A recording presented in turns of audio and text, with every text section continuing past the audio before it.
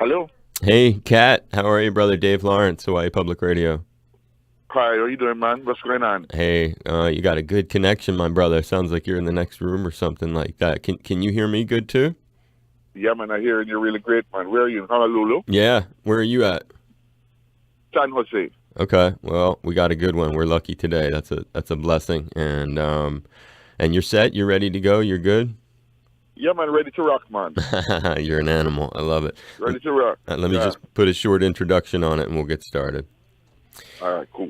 It's All Things Considered, Hawaii Public Radio, and I'm Dave Lawrence. Today we are welcoming back a legendary reggae band to the show, Third World. It's a group that we've had on a few times over the years, too. We've been so fortunate, including the late Bunny Ruggs Clark, as well as the talented multi-instrumentalist we're welcoming today and back to the show, too.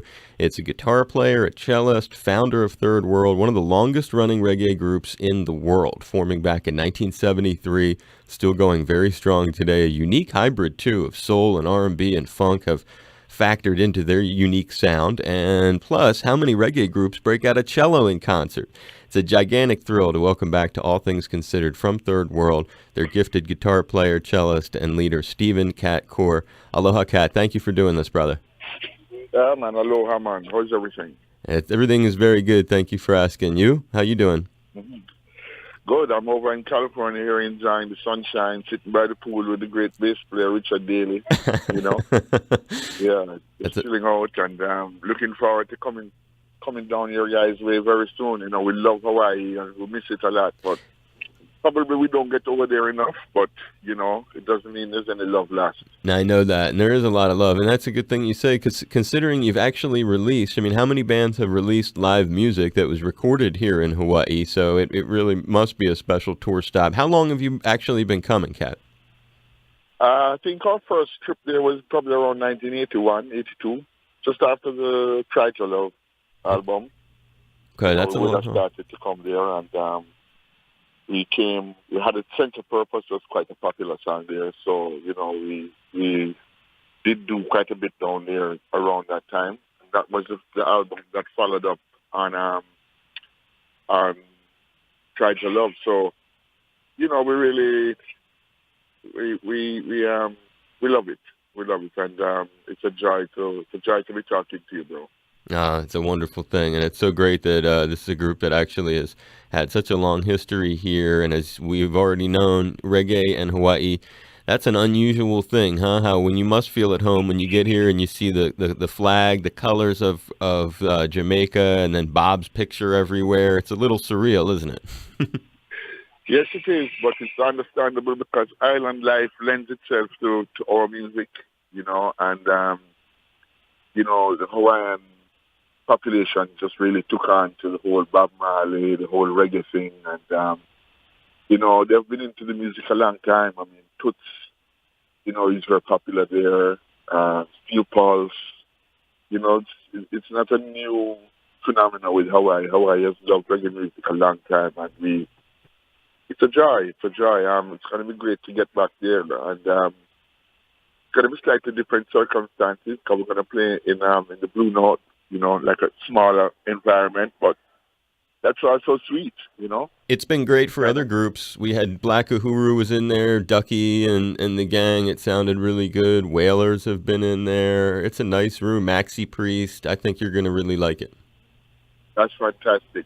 I think But we've done the ones in Japan, and we really enjoyed, you know, doing them. you've got to get to some of the greatest venues too around the world, and we'll talk about some of those. Another thing about you, though, thinking about the background of how reggae is here in Hawaii, and I think about your personal background when it comes to your parents. Both of them really, really interesting folks, and when anyone sees you or listens to you speak or watches you break out a cello, let's say in concert. So let's start with your mother and her role in exposing you to music and how the Jamaican Youth Orchestra factors into things. My mom actually was like one of the premier piano teachers of the Caribbean. And that's how she would have encouraged me to play music. But it really started out, for me personally, it started out when she was playing her records, you know, her Casal's records on the gramophone in those days. and I would react to it. So she kind of started me out on the piano because that was where she was coming from. But I really gravitated more to the string instrument. So that's how that really started. But mom, she was a piano player. It's obvious the influence that she played. So she's playing piano and she was doing it professionally. Kind of describe as you remember when, because this has obviously played a huge role, and then talk about finding the cello. That's an unusual instrument to still have in your life. Well, her situation, her story is an incredible one because she's what we call in the Caribbean an island scholar. And she won the one scholarship given to students from like Trinidad, Barbados, the Leeward Islands. In those days, there was only one scholarship given to students from all those islands. And from Jamaica, we had a scholarship called the Jamaica Scholarship, which is like equal to a Rhodes Scholarship, but you don't have to play sports. But to get a Rhodes Scholarship, you have to be a sportsman as well as an academic. So my dad won the Jamaica Scholarship, and she won the Island Scholarship. Incredible. And that's how they met. They met at McGill University. She was pursuing communications and music, and Dad was studying economics. And Mrs. McGill University in Montreal. Montreal, right. And then both of them wanted to go to England. Mom wanted to go and study with Lloyd Webber, who is Andrew Lloyd Webber's dad. And Dad wanted to go to Oxford. And somehow it just worked for them, and they both achieved it. My mom went and studied with Lloyd Webber, and Dad went to Oxford. So their lives alone are pretty incredible. And I just give thanks for the fact that I was able to continue the legacy of playing music and keep it in the family, No, I'm really thankful for that. That's such a great attitude, and it really, that's just so humbling to listen to. The story is jaw-dropping, and the way that you interpret it and the gratitude you've got. And so backing up to when did you start to play the piano? How old were you when you first did that, and how old were you when you picked up the cello? I think Mom would have probably started me on the piano at about 5 or 6. And I know definitely at about 7 or 8, I'd already been prepared for grade 1. In those days, we did exams like, grade 1, grade 2, grade 3, right up to LRSM, which was the highest exam you could take before you're going into college to study music, So I think I would have been taking grade 1 at about 7. So by 7, 8 years old, I was already playing cello because I started third grade when I was 17. Say that again, Stephen. You were far away from the mic. Say that whole sentence again. Sorry, I started third grade when I was 17, and I had been in inner circle band since I was 13. So I'd have been into pop music from 13 years old. So all those years before that was strictly classical music and cello, and I was in the Jamaican Youth Orchestra. I was the one who was in the youth orchestra. Wow! So you were a great experience for me too, playing the cello in the youth orchestra. Yeah, it was a great experience for me because a lot of the kids who were in youth orchestra were older than me, so I really had to step up to the plate. Some of the stuff that they played was a challenge for me, but it helped to mold me. It helped to bring out something in me that was like, that meticulous drive to be good. So, it's all good. It's all good. It's incredible. So you were 7, I think you said, when you started on the cello. Yeah. And when you, the Forster Davis School of Music, I read, and hopefully I'm right, it entered your life. How does that factor into, because you talk about this education, incredible background with your parents and their drive and the schools that they went to, the high bar basically they set for themselves, which they achieved, and then thinking about this drive with the music, how does that school play a role in your life today when you look back? It plays the biggest role in my life, bro, because Noel Foster Davis, who was the founder of the Foster Davis School, is totally responsible for molding me musically. Because my mom realized that being so close to her teaching me wasn't going to really work out. There was too much family and emotion involved there. So she sent me out to the best person who she thought would be good to mold me as a musician. And she was right, because Miss Foster Davis, I have nothing but pure love and respect for her. She died some years back because she was getting on in age, and she had been sick with diabetes and all of that. But, she's totally responsible for molding my cello career and my guitar career in a way, because when I decided I fell in love with pop music, she kind of encouraged me, and she said, anything that you're going to do musically, make sure you do it good. So if you're in love with pop music now, I'll tell your mom that, you can start out some guitar lessons with me, and then we take it from there. And that's basically what I did. And I'm very happy for Miss Foster Davis, because she was at the center of my musical life. And my mom just kind of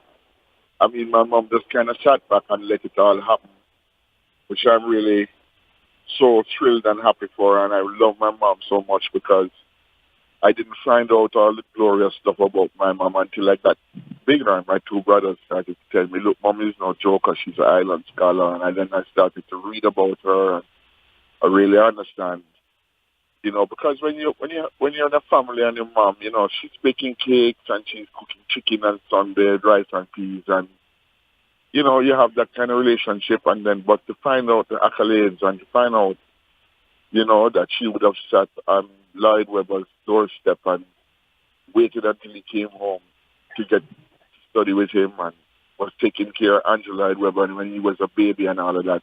Wow. It's something very special for me, so I really treasure all of that stuff. But just to answer your question, I could speak about this. I could write a book about this, but just to speak quite candidly and quickly about it, Miss Foster Davis is at the center of my musical life, I have to tell you.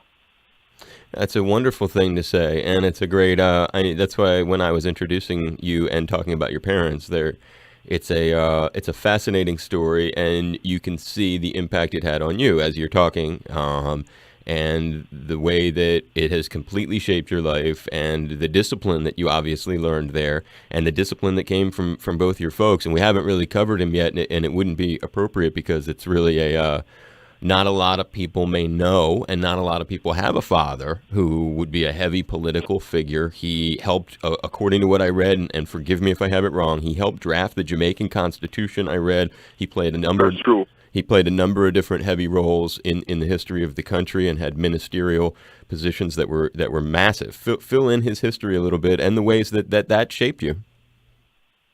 Well, I think that the most important thing I can say about him is that his encouragement I got from him, being that his side of the thing was more in a political and his law career, he sort of backed off of the music thing, but there was always encouragement there, because he knew that I was in good hands with my mom, so Dad never really played any big role in terms of trying to encourage me to do this, encourage me to do that musically. It was just there through my mom and through my friends who I grew up with, But Dad's life was one of extraordinary life. I mean, he was one of the greatest attorneys Jamaica has ever produced. He served 4 different ministries. He served Attorney General, Minister of Finance, Minister of Foreign Affairs, and Minister of Legal Affairs. So, as I say, it's just a blessing, and that's the way I look at it. I don't look at it as, like saying it's a big deal. Other people say, wow, that's incredible and all of that. But to me, as I say, it doesn't seem that way when you're growing up in a house and everybody's just there. And, as I say, Sunday, it's rice and peas, chicken, right. Some lemonade. You're kicking football with your brothers out in the backyard and stuff. And you don't think that one day you're going to be doing an interview on Hawaiian Radio talking about this stuff. But it's just something great that happened for me. And I thank God every single day. I thank him for making that happen, And, yeah, that's it. There's not much more I can say. He did help draft the Jamaican Constitution. That is true. That's true, yes. That's that's so heavy, because also the thing about it, Cat, is, as you know, reggae and politics not far away from each other. When you look back at the relationship, and I mean, I think about some of the stuff that many reggae fans, even in the United States, would know about. The events that have happened there, the political things, like, for example, that Smile Jamaica concert. You played at that? Yeah, Was your yes, it's Smile Jamaica. Yeah, was Third World performed at that concert. was your father That there? was, yes, I believe he was there, but not in a prominent way. Michael Manley was the prominent personality there, but Dad was there somewhere. Cause Yeah. Well, I know for sure. I know for sure he was there somewhere, but it's not as if he was on the front line. You know, he was more like, you know, he was more like kind of like, I wouldn't say in the background, but he was probably with his other cronies, and they were very, you know, they were very much close to Michael. So, but yeah, that's another special moment for all of us too. You know. right. That's what I'm talking about. Now you get what I mean about the. So while he had a different impact on you, and obviously I can see the impact your mom had and the music teacher, but you can see there's a very close bridge. I mean, when you say that's a special moment, what are memories of that? I mean, even you must have even been excited when you heard you were booked to be part of that. What would end up being one of the most historic concerts ever in Jamaica. Yeah, well, I mean, the history developed because of the tragedy of Bob getting shot and all of that stuff happening. So, you know, that's how it developed into that whole thing. But the concert was really meant to be like almost like a peace concert, trying to bring the political factions together, you know. But something went wrong, and there have been so many, you know, stories about it, so many conspiracy theories, almost like the Kennedy thing, you know. Right, right. But there are all these stories all these people have written about, which I'm sure, I know you're clearly a research person, so I know you've seen what I'm talking about. And having not really known firsthand all the details, I've always tried to shy away from it, from it. But what I do know is that I remember the shooting very, very vividly because I had actually been someone who visited Bob's house very regularly and used to hang out with the Whalers and with Bob. And, you know, just so happened that this night I had not been there. And it's just nice to know that the powers that be kept me away from that whole thing. You were there And that night, you're saying? No, I'm saying that it's just nice that the powers that be kept me away that night. Right. Oh, I get it. Right. Because you were regularly visiting him, you're saying, and you were lucky you weren't there when that happened. Regular. You know, and after that, the whole concert was in jeopardy because Bob didn't really want to. I don't want to say he was afraid, but he figured that whole political thing had gotten too much. It was, if that was going to happen, it was something that needed to be avoided, and that he wouldn't do it. But eventually, he decided that this was the way to go, and he came down to the park, and half of his band wasn't there. So, yeah, we filled in. We filled the spaces. I played bass for a couple songs. Then Tyrone came, and Tyrone took the bass from me, and then eventually, you know, Donald Kinsey came, and it was incredible. It was incredible. Oh my! I mean, just I get chills just the way you're describing it. I mean, you describe it really well, and that's to think that you are so young on the stage with him, and you mentioned, you know, you were spending a lot of time with him. Backing up a little bit, was that prior to being signed by Island Records? Can you kind of explain how you developed a relationship with him? Because I understand after that happened, you guys ended up touring together, opening for the Whalers. Yeah. Well, it's like that would have been just after we would have signed with Island.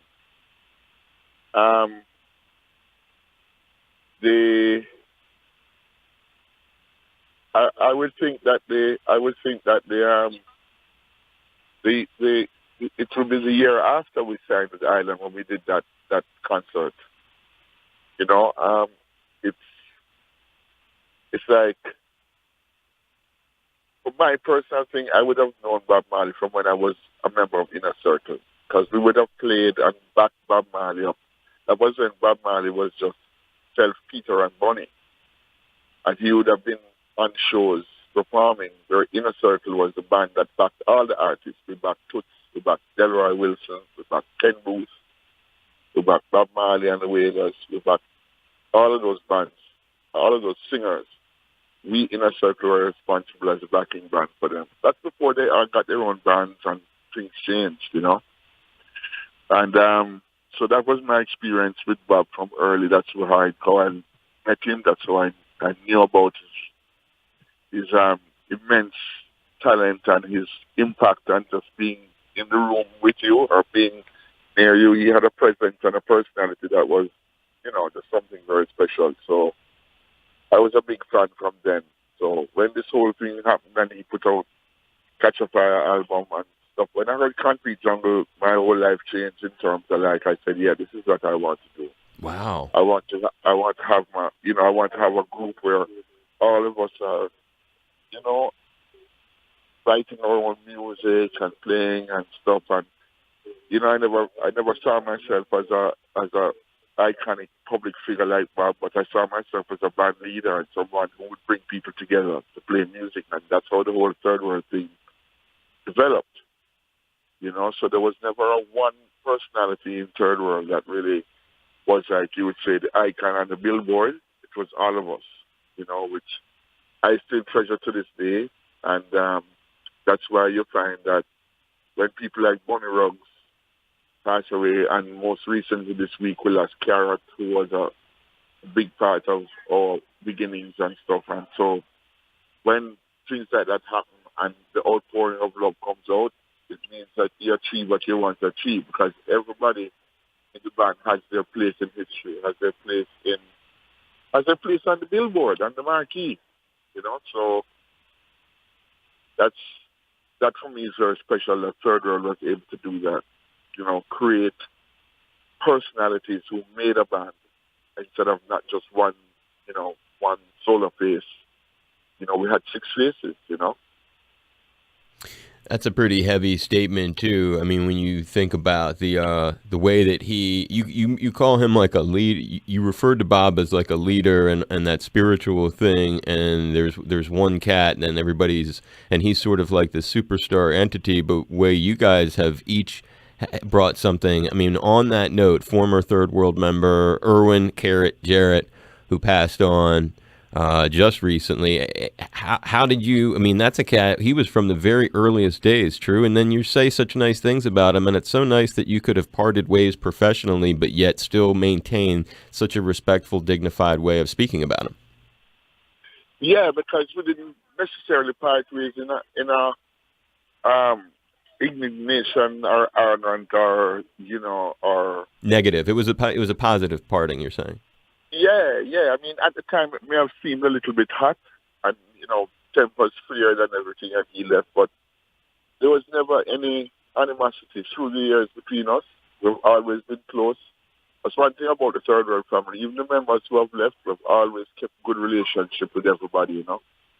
We really have. And they needed to move on in their directions, but the band needed to stay together and to be who we are today. And